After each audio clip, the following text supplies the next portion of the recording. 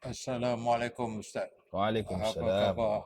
Alhamdulillah. Saya tengok tadi ceramah ni seronok pula saya. Memang hebat lah penampilan Ustaz, cara Ustaz menyampaikan apa ulasan Ustaz tentang peniaga-peniaga pasar malam ni. Ada yang kata pertikaikan asyik mengejar dunia. Bismillahirrahmanirrahim. Alhamdulillah rabbil alamin. Wassalatu wassalamu ala asyrafil anbiya wal mursalin wa ala alihi washabihi ajma'in. Allahumma shalli ala sayyidina Muhammadin abdika wa rasulika nabil ummi wa ala alihi washabihi wa barik wa sallim amma ba'd.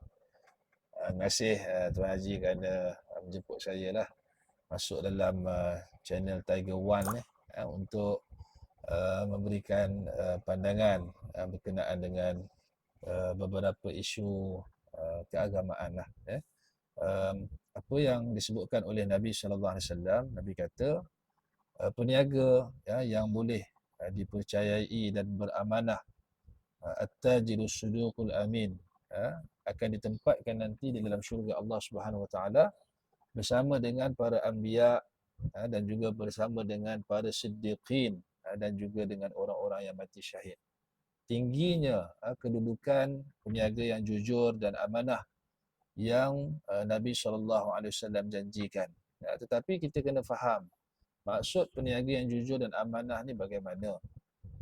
Balik semula kepada soalan Tuan Haji tadi, iaitu bagaimana kedudukan peniaga-peniaga ni. Mereka hanya sibuk berniaga dan mungkin tidak ada masa untuk melakukan amal ibadah dalam bulan Ramadan. Tidak ada masa untuk menghabiskan masa di masjid surau. Jadi bagaimana dengan mereka? Kita balik kepada apa hadis yang Nabi sebutkan tadi lah, iaitu mereka ni kepakaran mereka ataupun bidang kerjaya mereka untuk mereka melakukan ibadah kepada Allah ialah perniagaan. Maka mereka perlulah berniaga dengan cara yang betul, dengan cara yang jujur dan amanah. Betul, yakni jujur dan amanah ini juga pertamanya mereka kena jujur dan amanah dengan Allah Subhanahu Wa Taala. Niaga ni kena jujur dan amanah dengan Allah, maksudnya sampai masanya kalau cukup haul dan nasabnya mereka kena berzakat. Kalau masa yang mana mereka kena menunaikan solat, mereka kena berhenti niaga dan menunaikan solat.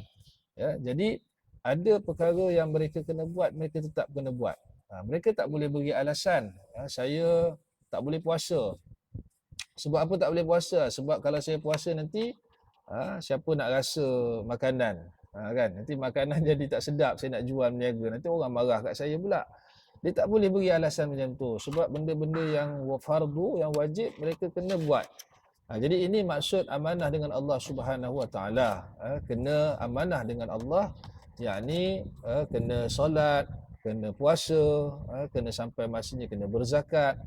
Maka itulah yang meletakkan kedudukan peniaga ini kepada tempat yang tinggi di sisi Allah dan di sisi Nabi sallallahu alaihi wasallam, sampai Nabi letakkan mereka ni sama syurga dengan para anbiya, para salihin, para syuhada dan sebagainya. Sebaliknya, kalau sekiranya peniaga ni tak jujur dan amanah, peniaga ni menipu, seperti sekarang banyak kita lihat, ada orang dapat karipap angin, karipap inti kosong, tak ada inti. Ada yang dapat mutabak hangit, ada yang dapat macam-macam, yang mungkin ditipu oleh peniaga-peniaga ni lah.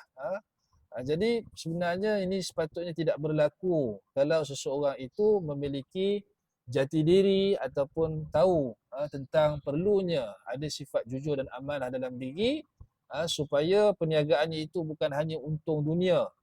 Sebab kita tak nak apa pekerjaan yang kita buat tu untungnya di dunia sahaja, tapi kita nak untung dunia dan juga untung di akhirat lebih-lebih lagi. Begitu juga kalau katakan seorang peniaga tu dia sibuk dengan perniagaan sampai masa lepas habis bazar Ramadan dia dah penat, tak larat nak pergi menunaikan sembahyang tarawih dan sebagainya. Dia pun sembahyang di rumah ataupun sembahyang bersama dengan isterinya berjemaah, ya. Jadi sebenarnya perkara macam ni benda yang tak dapat nak dielakkan, oleh kerana dah kerjanya mencari rezeki macam tu. Maka itu yang dia boleh buat. Macam saya kongsikan tadi, pengalaman saya bersembang dengan seorang driver bas, yang dia mengadu pada saya yang dia tak dapat jarang sekali lah dapat nak menunaikan solat berjemaah awal waktu di Masjid Surau.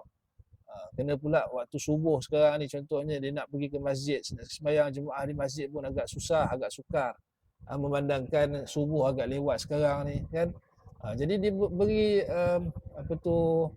macam mengeluh lah pada saya. Tapi saya bagilah semangat pada dia. Saya cakap, tuan sebagai driver bas, tuan dah banyak pahala dah sebab dia bawa orang pergi menunaikan hajat orang.